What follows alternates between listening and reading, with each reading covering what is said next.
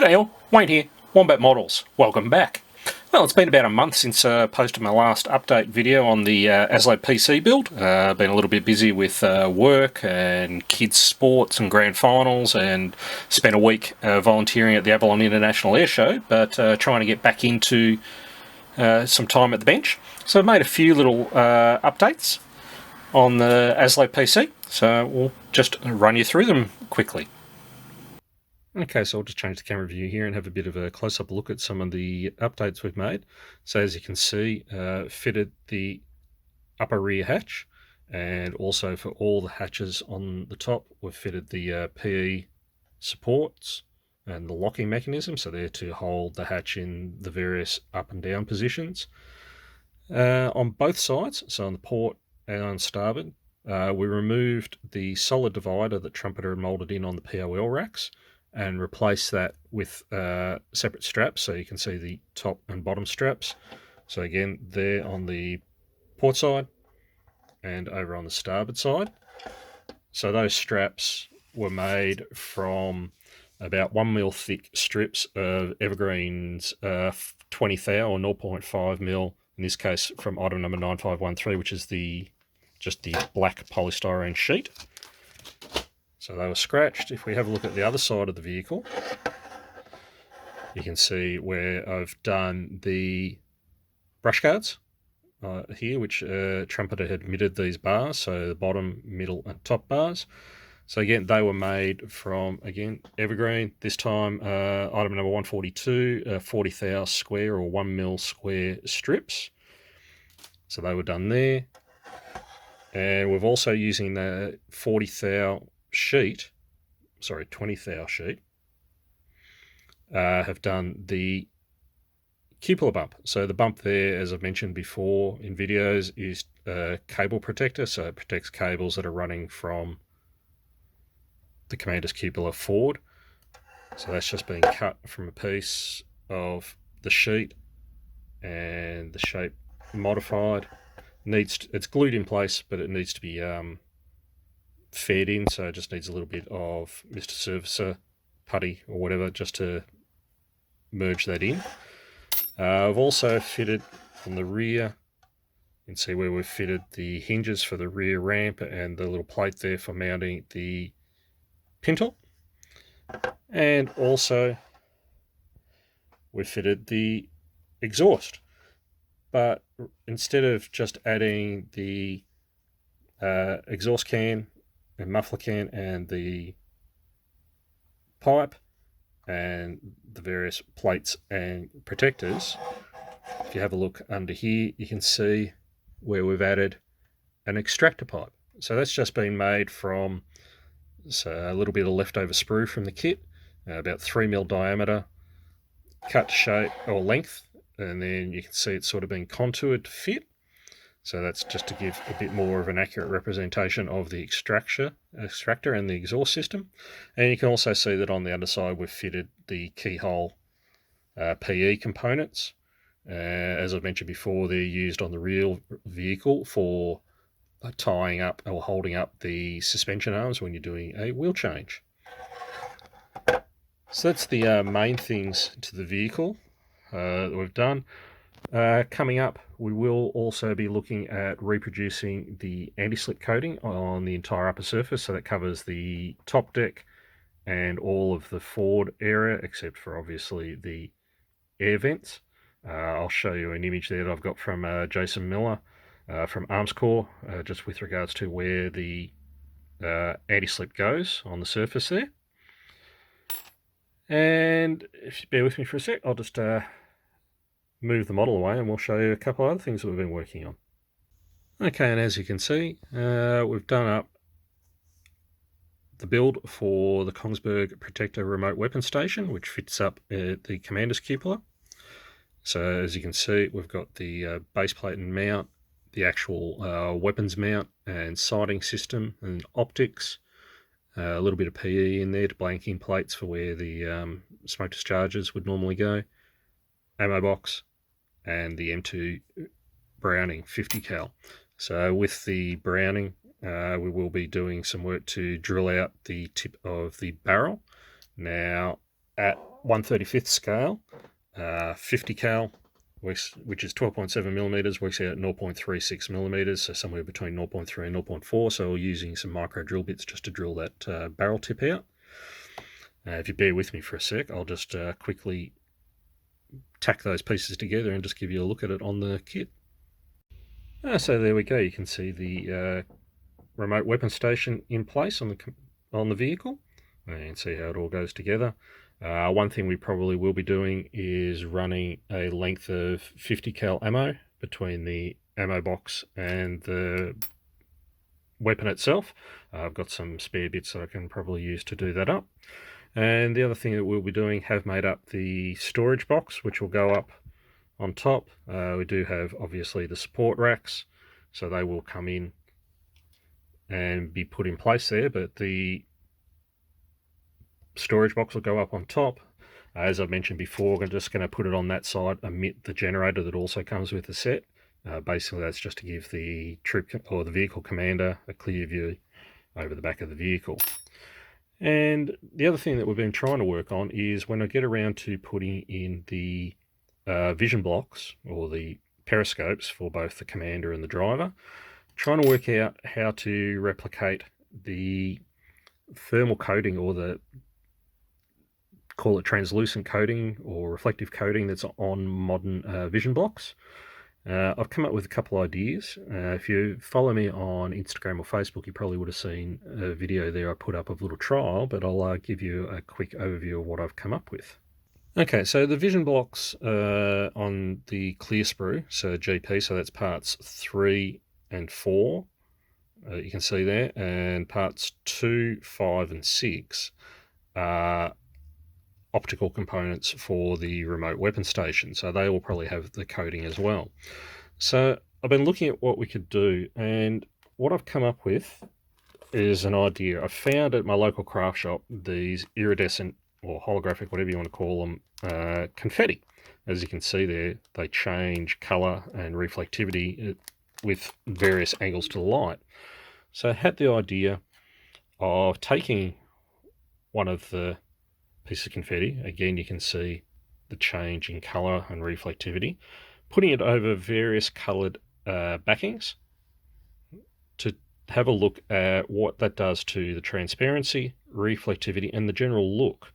So just as a test, I'd painted up a strip of scrap polystyrene with various base colors. So what we'd used was Tamiya semi-gloss black, Mr. Hobby's red, bright blue, bright green, and also titanium silver from Tamiya and Tamiya flat aluminium to give me two different silver surfaces, so you can see those colors there.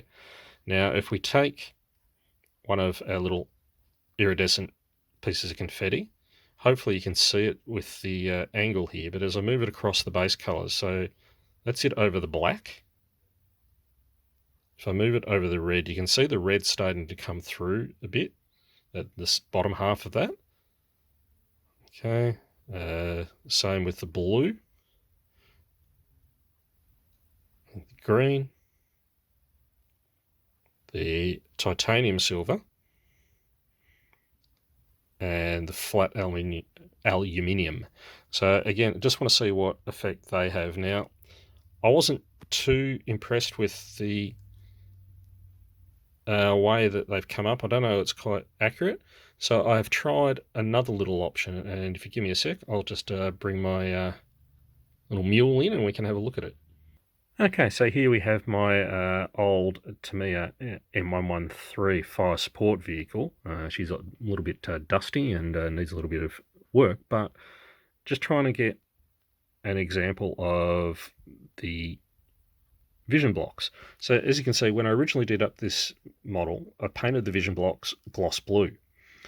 Now, that wasn't too bad, but if you look at, as I said, the new armor or armored vehicles, they tend to have the iridescent coating over the vision block.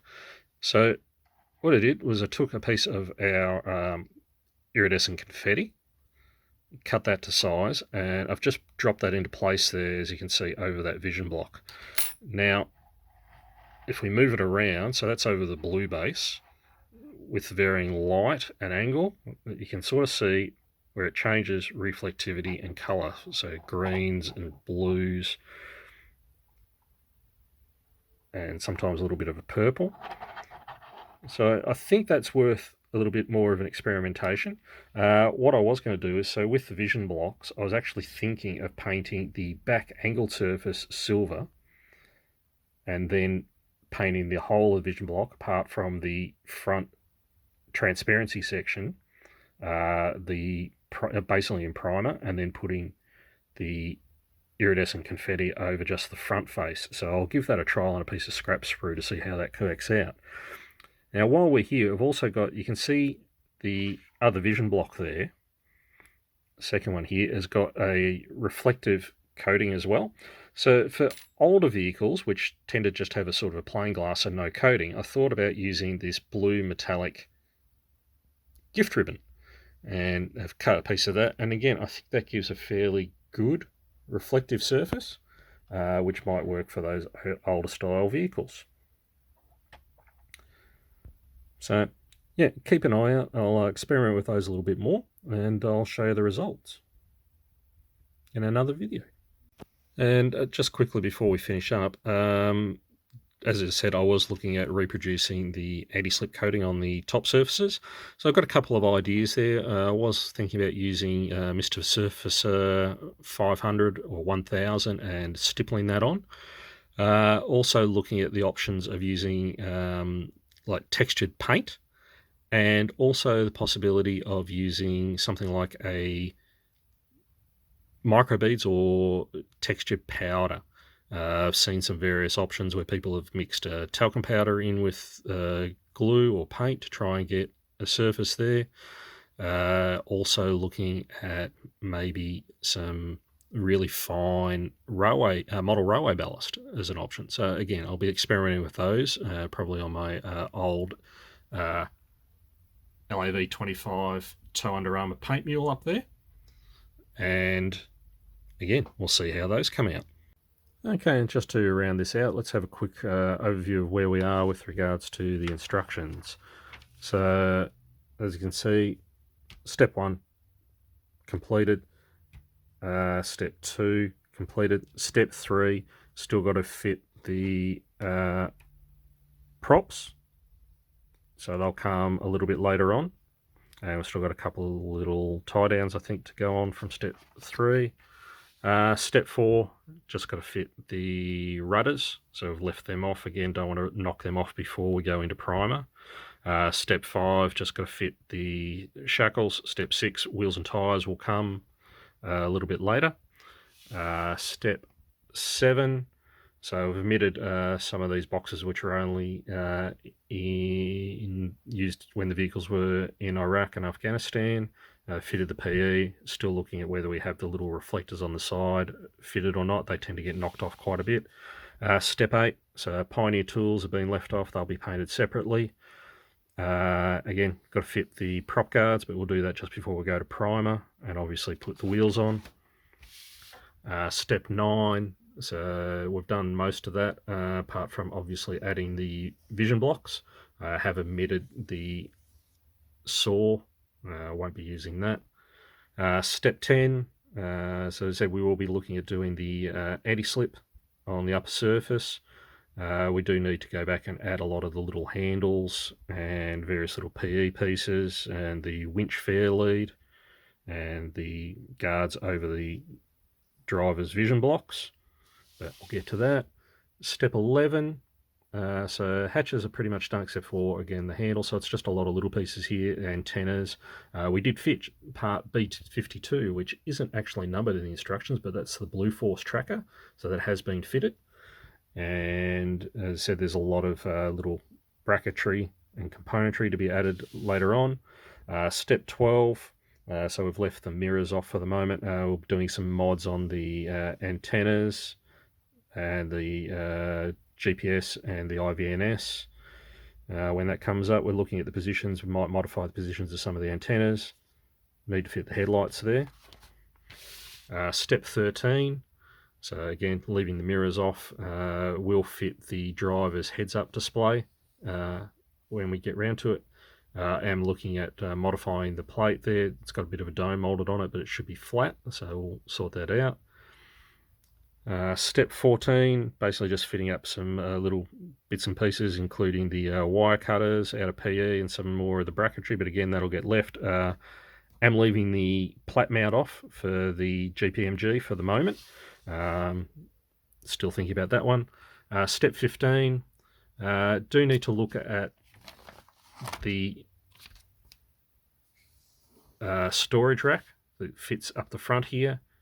From references, it looks like it's a little bit short. It should be a bit longer, so whether to just use the PE or whether to get in some styrene right angle and scratch that up, but we'll see how we go.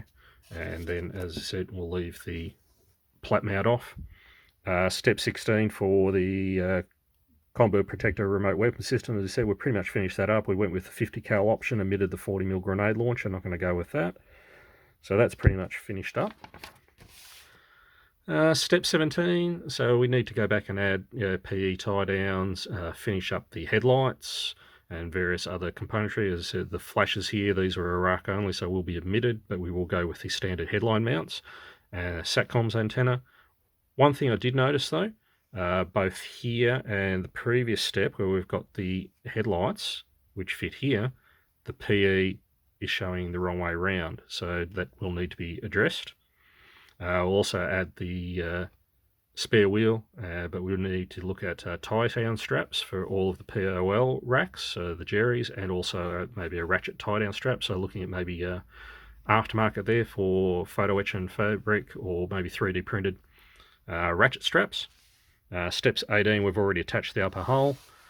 Step 19, as I said, we'll omit the generator, just go with the storage box. Step 20, so omitting these boxes which are not used on Aussie versions and just feeding out the last little bits of bracketry. Step 21, so we've got to finish up the rear plate, rear door, so add in the door in the hatch and add in the rear lights and the jerry cans. And then step 22, the only thing left there is to actually add the bracket to the bottom, but we can probably do that up. It basically just protects the diff for the props. And that's pretty much it. And then it will come to painting stage. And just before we finish up for today, received another delivery from IckySticky. So ordered a few things. We'll just crack the box open and we'll see what we've got. So let me just grab a knife and we'll get this thing opened up.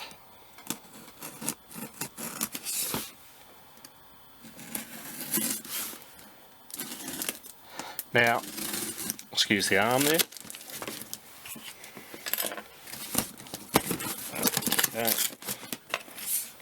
Nicely packaged there. So we'll get rid of this and we'll have a look at what we've got. Okay, so only just a couple of things this time around. So first up, got some of IckySticky's new plastic epoxy putty. So it can be used to sculpt, fill, repair miniatures and models, non-shrinking, mixes like a putty, can be drilled, carved, sanded and painted, sets in 10 to 15 minutes, cures rock hard, and it's easy to use. So in the tube, you have basically it's a two-part putty, it is wrapped, so you take it out of the tube, cut off the piece that you want, seal it back up, put it in the tube, and then just knead the putty together, and that will come in really handy for doing little repairs and sculpts and fills. And then in the bag we've got some of the IckySticky glass files. Now I've been looking for glass files for a while. I wasn't really sure where to get them, and then lo and behold, IckySticky released a set. So just to have a quick look. So we've got two sets of glass files. So you have the small set and the large set. So basically in each you have a medium, a fine and a super fine. So if we just open one up, we'll have a bit of a look. if I can get the staples out. So, as you can see, you've got the file there. So this is the medium. So, nice little texture there on the surface. So they're very solid, so they'll give you a nice flat surface, and each one comes with its own little protective case. Oops, dropped it there. So that will be great for using for removing the nubs left over when you take part off the sprue and just cleaning them up. So you start with basically the medium, just to get the coarsest bit of the nub away. Then you can come back with the fine to clean up and the super fine to polish it up before you use it. So as I said, we've got the two sets of sizes, so the large and the small. Put them aside for now. And I also ordered a replacement wax tip for the pickup pen. So just once that one starts to wear away, you can just take the tip off and replace it. So that's a little screw fitting. And thanks to Monique at IckySticky, got another coaster. Now, just to let you know, I'm not in any way sponsored or affiliated with IckySticky, but they are a fantastic Aussie company, great customer service and great range of products. If you're after any tools or accessories, head over to ickysticky.com.au and check them out. Anyway, that's it for this week. Thanks for watching. See you later.